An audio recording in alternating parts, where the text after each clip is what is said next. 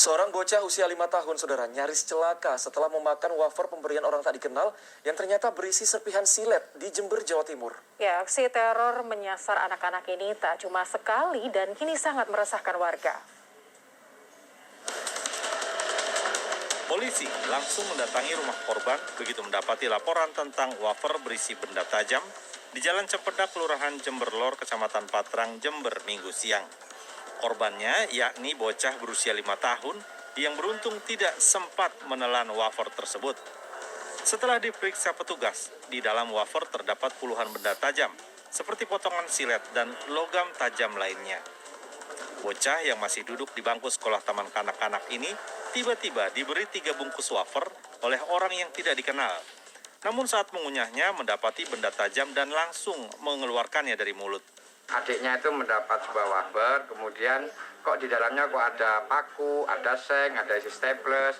Nah, setelah saya tanyakan lebih lanjut, katanya dikasih sama orang, habis itu sempat digigit sama anak saya yang kecil ini, kemudian kok terasa keras sehingga sama dianya dilepeh. Nah, ternyata setelah diteliti lebih lanjut, ketiganya dibuka satu persatu, ternyata di dalamnya seperti yang kita lihat sama tadi.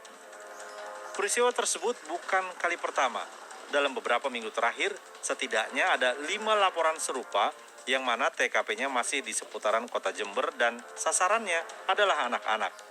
Kondisi ini pun memicu keresahan warga, terutama para orang tua.